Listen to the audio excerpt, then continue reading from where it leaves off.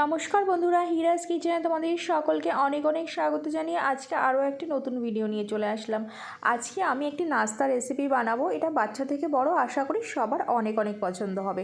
চলুন তাহলে কিছু উপকরণ দেখে নিই। গাজর এভাবে গ্রেট করে নিয়েছি, ক্যাপসিকাম, পেঁয়াজ কুচি, আর এখানে মজরেলা চিজ, আর এখানে 2 থেকে 3টে আলু সিদ্ধ করে রেখেছি। এটা আমি যেটা স্টাফিংটা বানাবো সেটার জন্য দেখালাম। তারপরে আমি এখানে 2 কাপ আটা নিয়ে নিয়েছি। তারপরে স্বাদ অনুযায়ী লবণ দিয়ে দেবো আর 2 চামচ তেল দেবো। দিয়ে সুন্দর করে এটাকে মিশিয়ে তেলটাকে আর লবণটাকে আটাটাকে আমি মেখে নেব। আপনারা চাইলে আটার জায়গায় ময়দাও ব্যবহার করতে পারেন। আমি এখানে এই রেসিপিটা একটু হেলদি রাখার চেষ্টা করেছি, যার জন্য আমি ময়দাটাকে স্কিপ করেছি, আটা দিয়ে আমি বানাচ্ছি। আর আটাটাকে সুন্দর করে মেখে নেবেন। যেরকম রুটি বানান, রুটির ডোর থেকে একটু শক্ত ডো বানানোর চেষ্টা করবেন। আর আমি কড়াইতে তেল গরম করে নিয়েছি। তেল গরম করে আমি তেলের মধ্যে পেঁয়াজ আর কাঁচা লঙ্কাটা দিয়ে হালকা নেড়ে চেড়ে যে সবজিগুলো আমি কুচিয়ে রেখেছিলাম সেই সবজিগুলো সমস্তগুলো আমি দিয়ে দেবো। এবং গাজর গ্রেট করে রাখা আর ক্যাপসিকাম, আপনারা এখানে আরও যদি সবজি চান সেগুলো অ্যাড করতে পারেন। এগুলোকে আমি হালকা নুন দিয়ে নেড়ে চেড়ে ভেজে নেব। তারপরে একটু নুন আর একটু হলুদ গুঁড়ো আর একটু লঙ্কা গুঁড়ো আমি দিয়ে দিলাম, একটু কালারের জন্য দিলাম। আর যে আলুটা সিদ্ধ করে রেখেছিলাম, আলুটাকে হালকা আমি ম্যাশ করে ওটার সঙ্গে মিশিয়ে নেব সবজিগুলোর সঙ্গে। আর খেয়াল রাখবেন আলুটা কিন্তু বেশি ম্যাশ করবেন না, একটু হালকা, যেন যেরকম আপনারা দেখতে পাচ্ছেন আমি রেখেছি ঠিক এইভাবেই করবেন, বেশি ম্যাশ করবেন না, তাহলে বেশি ভালো লাগবে না খেতে। একটু আলুটা মুখে পড়লে কিন্তু ভালো লাগে।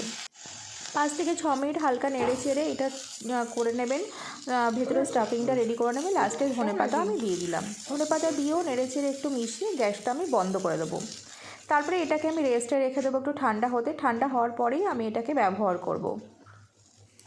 আর আমরা যে ডোটাকে মেখে রেখেছিলাম, ডোটা কিন্তু এখন খুব সুন্দর রেডি হয়ে গেছে। দেখুন কত সফট ডো তৈরি হয়ে গেছে। এখন যেরকম রুটি বানান ঠিক একই সাইজের রুটির আকারেই এরকম সুন্দর সুন্দর ছোটো ছোটো লেচি কেটে নেব।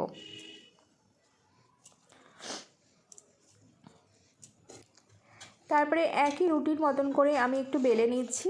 আর রুটির থেকে একটু সামান্য একটু পাতলাই বেলার চেষ্টা করবেন। দেখতে পেয়েছেন আমি কেমন বেলেছি, ঠিক এরকমভাবেই রাখবেন। তারপরে ওপর থেকে নিচ থেকে আমি একটু টমেটো সসটা দিয়ে দেবো। আপনারা দেখুন আমি রাস্তাটা কিভাবে বানাচ্ছি।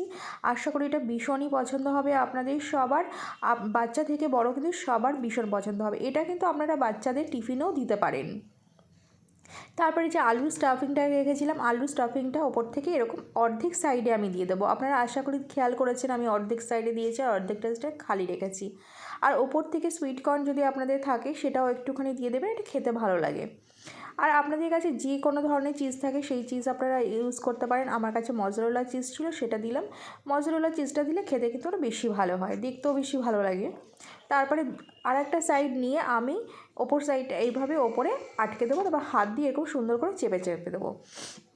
আপনাদের আমি আর একটা এরকমভাবে দেখিয়ে দিচ্ছি আপনাদের সুবিধার জন্য। টমেটো কেচাপ দিয়ে দিলাম অর্ধেকটা অংশে, তারপরে সেই অর্ধেক অংশে আমি আলুটাকে এইভাবে সুন্দর করে দিয়ে দেবো। এই রেসিপিটা কিন্তু ভীষণ টেস্টি হয়, খুবই ভালো লাগে। অবশ্যই আপনারা চেষ্টা করবেন বানানোর, আর আমাকে কমেন্ট করে অবশ্যই জানাবেন কেমন লাগলো।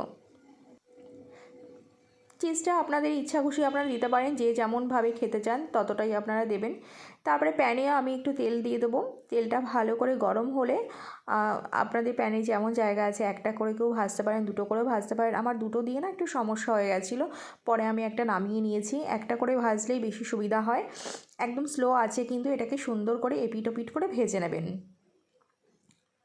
আর গ্যাসের ফ্লেমটা অবশ্যই একটুখানি স্লো রাখবেন, নাহলে নিচ থেকে কিন্তু পুড়ে যাবে।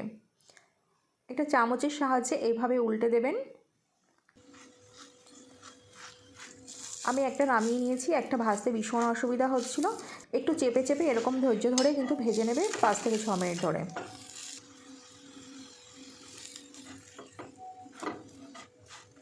এই রেসিপিটা কেমন লাগলো জানাতে কিন্তু একদম ভুলবেন না। আর যদি আমার চ্যানেলে নতুন বন্ধু হয়ে থাকেন তাহলে অবশ্যই আমার চ্যানেলটিকে সাবস্ক্রাইব করার অনুরোধ রইল। আর পাশে থাকা বেল বাটনটি অবশ্যই প্রেস করবেন। দেখুন আমি খুবই সহজে নাস্তাগুলো রেডি করে নিয়েছি, কেমন লাগলো জানাতে কিন্তু একদম ভুলো না। আর আজকের মতন আমি এখানেই বিদায় নিচ্ছি, আবার আসবো নতুন কোনো ভিডিওর সঙ্গে। ভালো থাকবেন, সুস্থ থাকবেন, নমস্কার।